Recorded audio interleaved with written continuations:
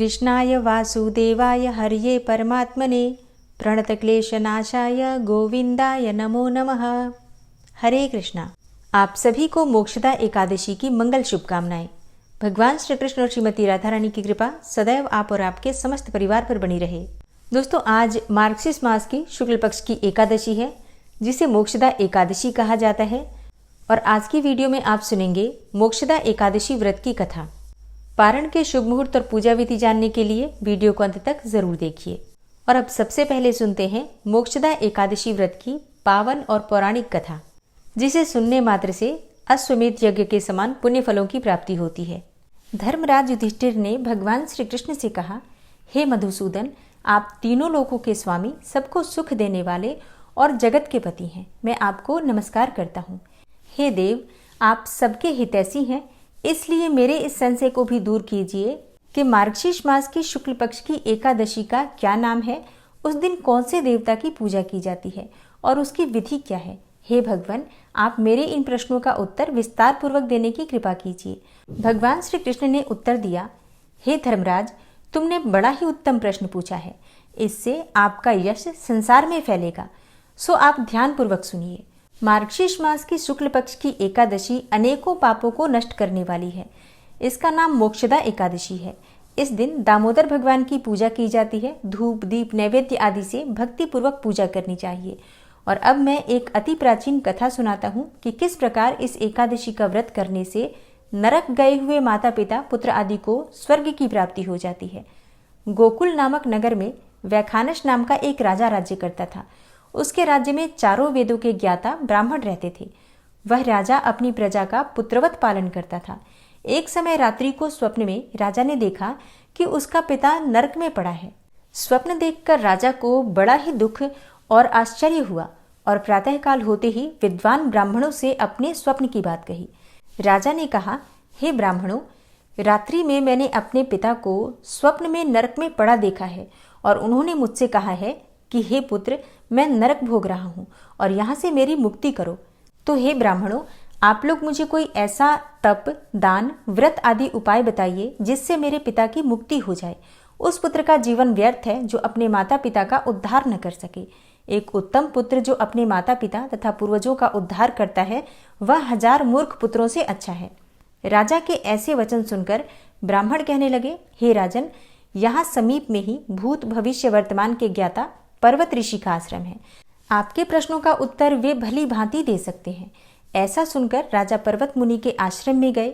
उस आश्रम में अनेकों शांत चित्त योगी और मुनि तपस्या कर रहे थे और उसी स्थान पर चारों वेदों के ज्ञाता साक्षात ब्रह्मा के समान पर्वत मुनि बैठे हुए थे।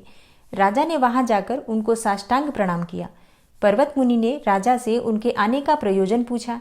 राजा ने कहा, हे महाराज, आपकी कृपा से मेरे राज्य में सब कुशल है, परंतु अकस्मात एक विघ्न आ गया है जिससे मेरे हृदय में अत्यंत अशांति हो रही है। यह सुनकर पर्वत मुनि ने एक क्षण के लिए आंखें बंद की और भूत एवं भविष्य के बारे में विचार करने लगे। फिर बोले, हे राजन, मैंने अपने योग बल से तुम्हारे पिता के सब कुकर्मों को जान लिया है। उन्होंने पूर्व जन्म में सौत के कहने पर अपनी दूसरी कामातुर पत्नी को ऋतुदान मांगने पर भी नहीं दिया था। उसी पाप के फल से तुम्हारे पिता को नरक भोगना पड़ रहा है। तब राजा बोला, हे महात्मन, मेरे पिता के उद्धार के निमित्त कोई उपाय बताइए। पर्वत मुनि बोले, हे राजन, मार्गशीर्ष मास की शुक्ल पक्ष की एकादशी को उपवास करके उसके पुण्य को अपने पिता को संकल्प कर देना। उस एकादशी के पुण्य के प्रभाव से अवश्य ही आपके पिता को मुक्ति मिलेगी। मुनि के वचनों को सुनकर राजा अपने महल में वापस आ गया और कुटुंब सहित इस मोक्षदा एकादशी का व्रत किया।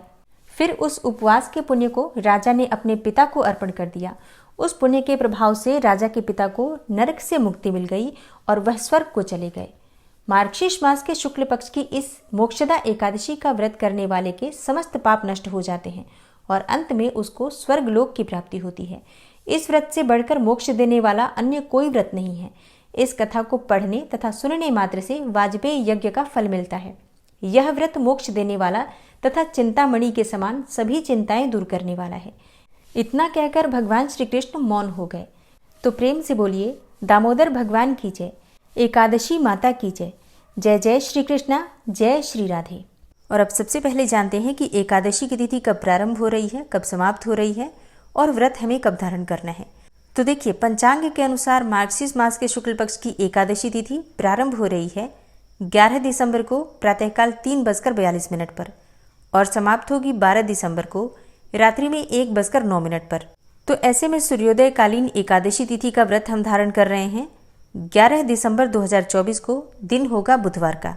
इस दिन सूर्योदय काल का समय आपको प्राप्त हो रहा है सुबह 7:02 पर और सूर्यास्त का समय होगा शाम को 5:38 पर। एकादशी तिथि के दिन ब्रह्म मुहूर्त में स्नान करना चाहिए। तो ब्रह्म मुहूर्त का समय आपको प्राप्त हो रहा है सुबह 5:26 से सुबह 6:14 तक।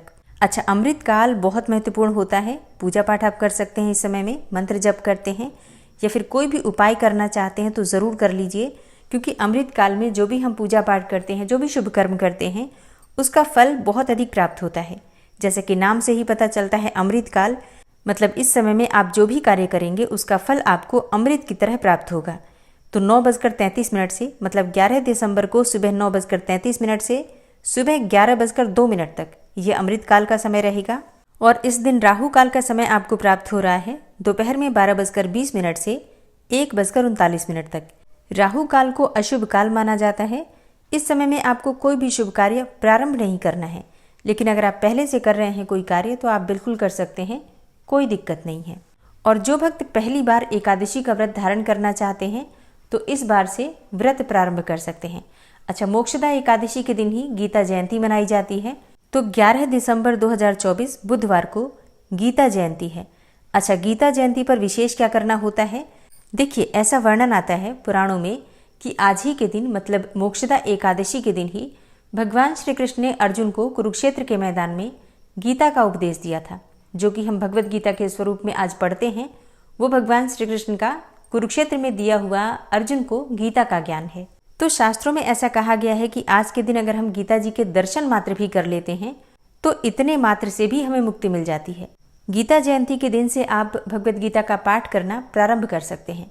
जैसे कि बहुत दिनों से अगर आपकी इच्छा है कि आप गीता जी का पाठ प्रारंभ करें तो आज से बहुत शुभ दिन है। इस दिन से आप पाठ का प्रारंभ कर सकते हैं। इसे बहुत शुभ माना जाता है।